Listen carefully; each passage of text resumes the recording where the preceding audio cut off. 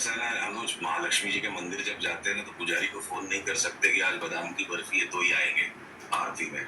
जो प्रसाद देगा बाजार वही खाना पड़ेगा हमें। तो इस स्तर पे बाजार के 10 बैगर्स खोजना दुस्साहस ही नहीं है।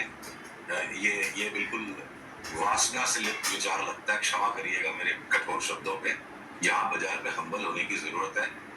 फ्रूगल रिटर्न्स बचे हैं, 30-40% के ट्रेडिंग स्विंग्स, 50% तक के भी कैश में कुछ स्टॉक्स में मिल सकते हैं, पर ये मल्टी बैगर्स ढूंढने की ख्वाहिश उचित नहीं लगती है यहाँ पे। ओके, अभी मल्टी बैगर्स को लोकेट करने की और वो खोजने की जो गुंजाइश अभी सुशील को लग नहीं रही है। अच्छा सुशील जी, अभी काम करते हैं, पहले इंडस्ट्रीज पे आपका व्यू लेते हैं, फिर इस मंत्रणा को थोड़ा सा और उसका जो स्वरूप है बढ़ाएंगे। निफ्टी बैंक पर आपका व्यू, दोनों के प्रोजेक्शंस क्या कह रहे हैं, और स्पेशली अब जब निफ्टी को एक एडवांटेज निफ्टी आईटी का मिलता है इस मद्देनजर।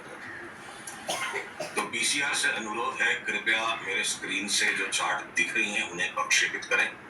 बैंक निफ्टी की चाल हमें बड़ी घातक लगने लग गई है अब।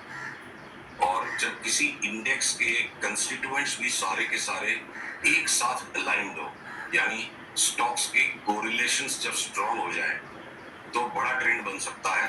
तो हो सकता है कि बैंक निफ्टी ने अपना टॉप बना दिया हो, और फिलहाल के लिए एक बार हम जो करेक्शन शुरू हो चुका है बैंक निफ्टी में, करीबन 49,700 तक की इमीडिएट ड्रॉप देखते हैं।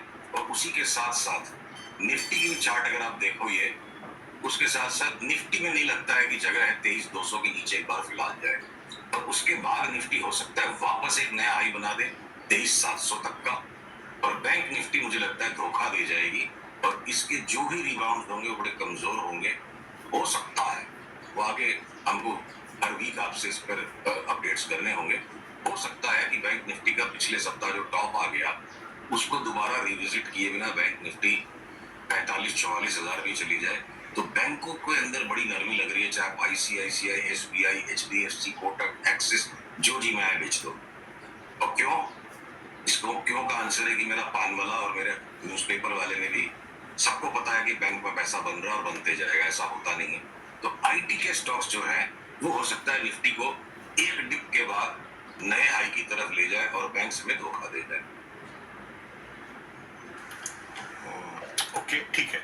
अब जब आप कह रहे हैं सुशील जी के माइट पे आईटी के स्टॉक्स जो है वो निफ्टी को ऑल टाइम हाई पे ले जाए, तो इस तेजी के पिलर्स कौन कौन से होंगे? अगर लार्ज कैप आईटी में और मिड कैप आईटी में थोड़ा सा बाइसेक्ट करके आप समझा पाए तो इस अर्निंग सीजन के दौरान, उससे पहले या फिर उसके बाद? अगले 10-12 दिन तो करेक्शन की संभावना ज्यादा है, और उस करेक्शन के उपरांत चाहे विप्रो हो, टीसीएस हो, इन्फोसिस हो, थोड़ा थोड़ा जो नीचे दबेंगे, और एचसीएल टेक भी है, ये सारे के सारे काफी ज्यादा अगले 2-3 महीने में भाग सकते हैं। इंडाइसेस के विपरीत भी, या जब निफ्टी में थोड़ा रिबाउंड आएगा आईटी के स्टॉक्स बहुत ज्यादा भाग जाएंगे। आप इन चारों पांचों में अगर मेरी बेस्ट पिक पूछो तो मुझे लगता है एचसीएल टेक ऊपर में कहां तक चला जाएगा वो आंकड़े अगर आज भी मैं बोलूं तो आपको थोड़ा अटपटा लग सकता है। तो हम पुलबैक्स में आईटी को दबा के लेंगे, जिसमें एचसीएल टेक नंबर 1 चॉइस है। मिड कैप और स्मॉल कैप आईटीज भी सारे के सारे चलेंगे। वो देखिए सेक्टर रोटेशंस है, तो जो आईटी चला ही नहीं और वो आश्चर्यजनक चलने से चल पड़ा, जो हमने एकदम बॉटम पे तेजी पकड़ी, तो वो स्ट्रेंथन होगी आफ्टर सम पुलबैक।